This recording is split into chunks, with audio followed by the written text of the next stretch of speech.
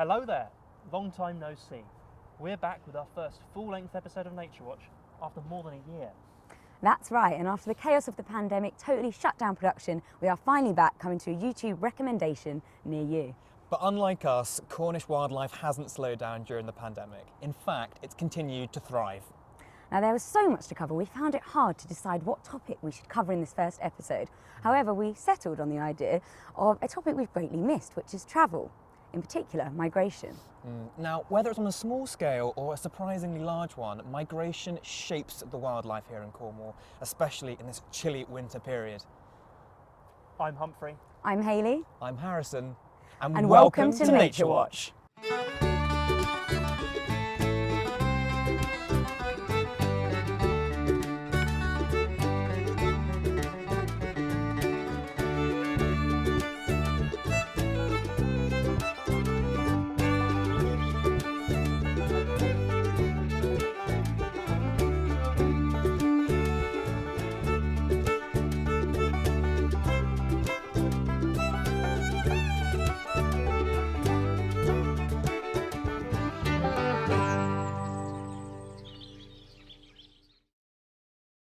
We start with a small-scale migration, where the movement of the water drives the movement of some animals that, while they may appear familiar, they're actually a little bit less down to earth and a tiny bit more out of this world.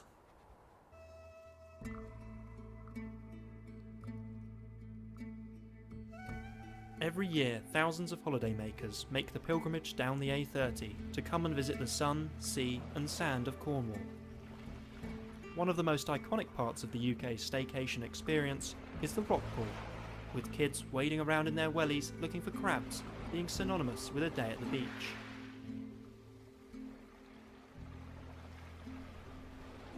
But while these tiny worlds seem familiar, under a different light, they can appear almost alien. In order to explore this extraterrestrial life in this ever-changing environment, we're going to need to look at the rock pools in their most extreme forms.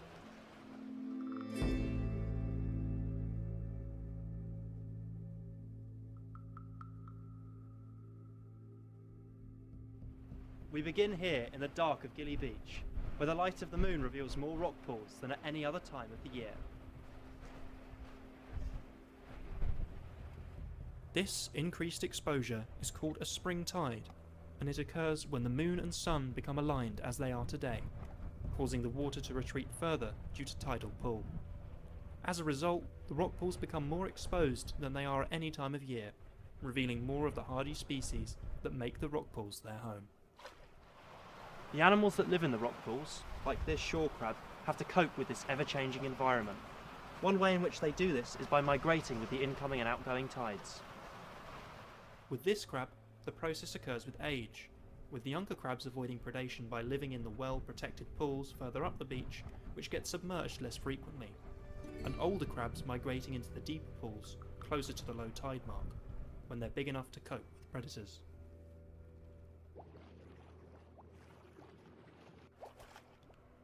Other species, like these blennies, travel between the higher and lower pools with the tide to take advantage of the resources the higher pools bring, such as lots of young crabs as prey.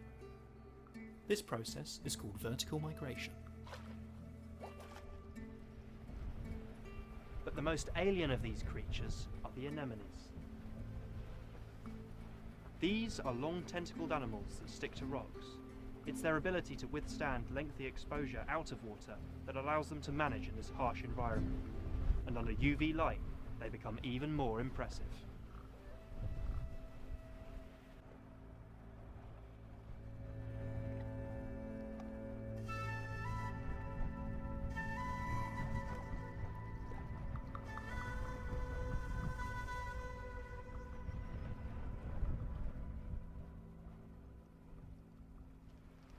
So I think you'll agree that's quite an unusual way to view rock pool life.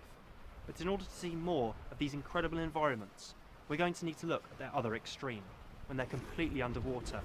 And there's no better place to see that than here, on Castle Beach in the light of day. This is the high tide of a spring tide, and as you can see, all of the rock pools are now submerged. So, in order to take a peek at what's going on beneath the surface, we're going to need to take a dip. So join me as we get in and have a look at all of the little critters we've seen so far in this submerged wonderland.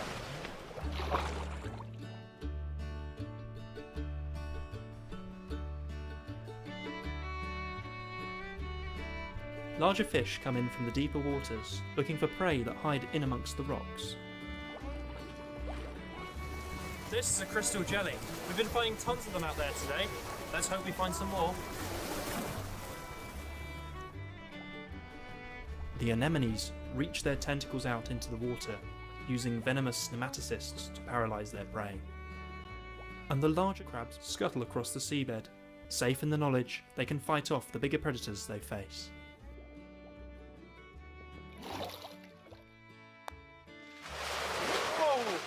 Blimey, that was cold. At least we got some interesting footage, and I hope you at home have enjoyed it. It's really hard to see things like that, so we decided to take this opportunity to show some of the cool stuff you normally wouldn't see. Let's head back to the folks in the studio and see what they thought of the stuff we found here at Castle Beach.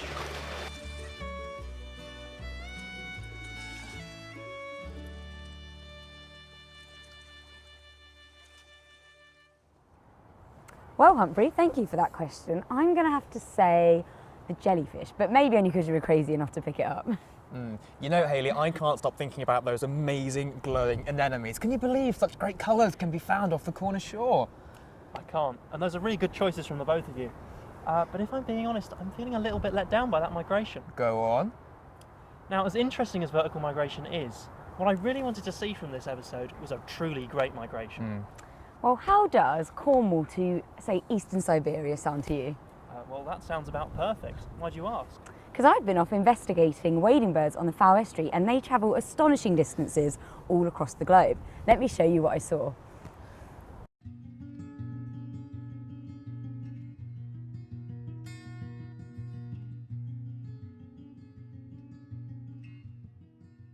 Here we are at Devon, a small mining town and port located on the Foul Estuary. This creek behind me here connects to the Carn and Downs River and is a common pit stop for many migrant wading bird species.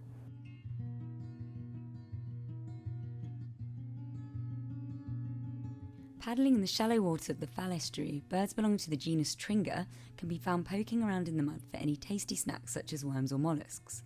The word long usually comes to mind when you see a wading bird. This group of birds are often easily recognisable by their long bills, long necks, long thin legs and long agile toes, making them well adapted to a life in the shallow waters.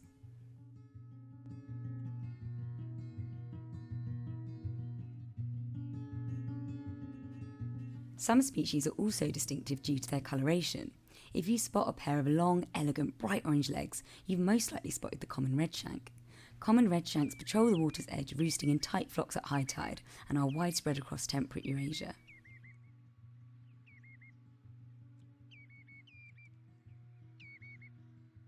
Their cousins the greenshank are larger and lightly patterned with bills that are slightly upturned and are named after their yellow-green legs.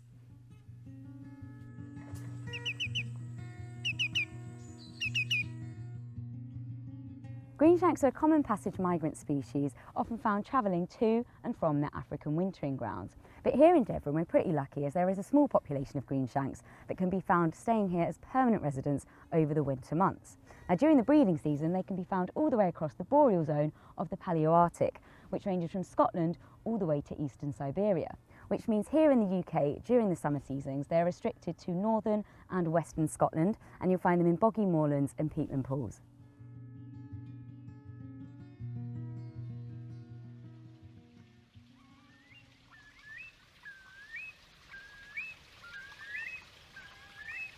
The haunting, low-rising whistle of a Eurasian curlew is a fanfare that can be heard now here in Cornwall. These charismatic wading birds breed in moorland and farmland in summer and migrate to estuaries and mudflats for the winter.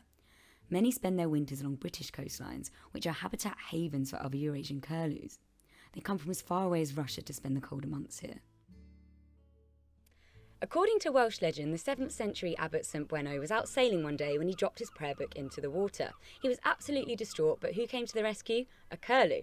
So supposedly a curlew dove into the water, retrieved the prayer book and returned it to a very grateful St Bueno.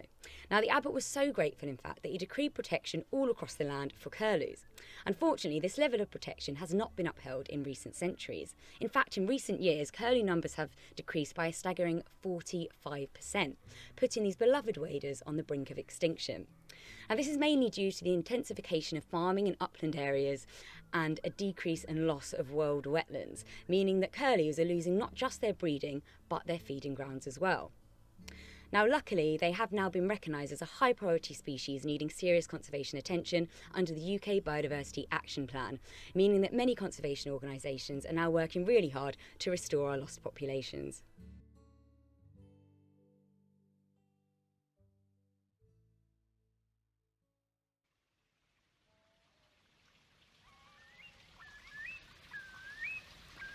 Curlews occupy their own dietary niche as their extraordinary long, curved bill allows them to dig deeper into the mud than other waders, and they are known for having a particular penchant for cockles. The tip of their bill is supplied with a rich supply of blood vessels and nerve endings, allowing them to sift through the sediment and locate their meal with pinpoint accuracy. This process of probing churns up the mud in a process called bioturbation, which helps mix and redistribute all the nutrients held within the settlement. Studies have also shown that bioturbation contributes to mudflat stability. Mudflats are fantastic carbon sinks and help to absorb our growing carbon dioxide emissions.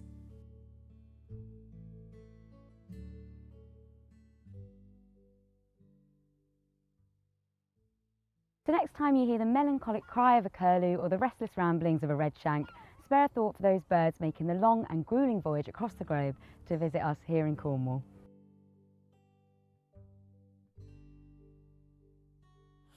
Hayley, how incredible to understand the complex lives of our native birds. But I tell you what, I think I might have a story that tops it. I mean, I doubt that. What have you got? Well, I have a story about a Cornish legend. King Arthur? Funny you should say that. Close, but not quite. Cornwall, famous for its winding coastal paths, subtropical landscapes and delectable cream teas. But if you delve a little deeper into this country's past, you might find mentions of a more unknown celebrity. Traversing the Cornish coastline, you might catch a glimpse of a razorbill, a cormorant, or even a peregrine falcon. But long ago, a different bird held prestige in this region, and that bird is the Cornish chuff. The chuff stands aside from its crow and jackdaw cousins, with its striking crimson bill and legs to match, as one of the most charming members of the corvid family. With black plumage and uniquely finger-like wings, the chuff takes its name from the sound a jackdaw makes, a name that passed over time from one bird to the next.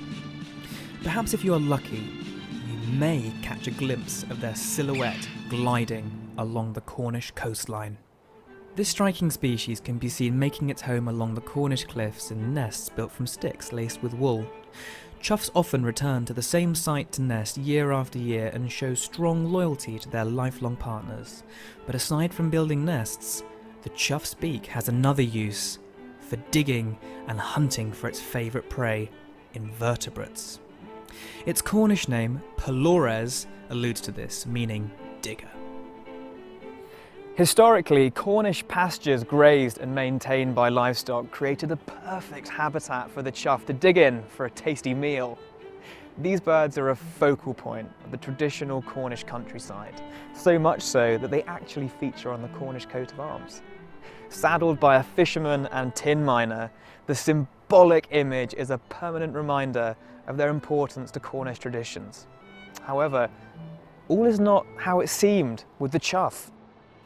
In the 17th century, this bird ranged across the southwest of Britain as it pleased, but with the turn of the 18th century, naturalists began noticing its decline. Now, this was part due to increases in trophy hunters and egg collectors, but ultimately there was one underlying cause. As the Industrial Revolution boomed, farming migrated to inland pastures, causing the maintenance of traditional coastline agriculture to decline. This change in land management ultimately removed the habitat the chuffs needed to feed, and so nesting rapidly declined.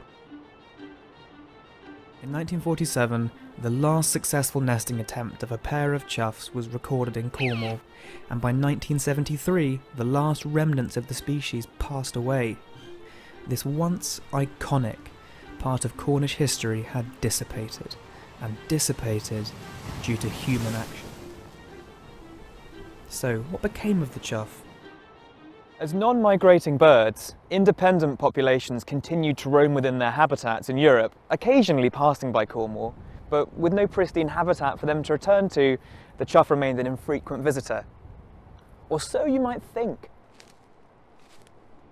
In 2001, foot and mouth disease raged across the British countryside, valuably preventing human interference in a number of habitats. And it was in this year that a couple of migrating chuffs, in the blissful absence of humans, bred and raised their young. And so 3 decades on, the Cornish chuff has finally found its way back to our Cornish shores. And since this occurrence, something began to change. Individuals migrating across Cornwall began to stick around. By 2006, a second pair began to raise their young in Cornwall, and then in 2009 there were 4 pairs. In fact, by 2019, over 100 birds inhabited the Cornish Peninsula. Now, thanks to the important work of the Cornish Chuff Project, vital conservation measures have been put in place to protect the chuff's habitat. Both the monitoring of breeding pairs and the restoration of traditional coastline pastures have been a massive success. And as a result, the chuffs have returned and thrived, all of their own accord. Believe it or not, legend has it that the soul of King Arthur departed this world in the form of a chuff, their red feet seemingly symbolising his violent end and departure from the Round Table. But some say, with the return of the chuff, the spirit of Arthur can be felt once again across the Cornish coastline. Whether or not this is the case, what we can say is that the recolonisation of the Cornish chuff has been a wonderful success and a true triumph for Cornish heritage. So there you have it, some of the incredible wildlife that goes on some amazing journeys, both in and out of Cornwall. Well, we've been on some pretty amazing journeys as well, Humphrey. We've been to the ends of the UK to monitor the recolonisation of the Cornish chuff. We've been identifying the wading birds and also had a sneak peek of the lives that happen inside our rock pools. We really have had some great adventures, and as the nights roll in, remember to wrap up warm, and next time we see you, the sun will be shining and the trees will be in full bloom. So from all of us here at NatureWatch, we're wishing you a Merry Christmas and a Happy New Year, and we hope to see you again in spring for our next episode. Thanks and bye-bye!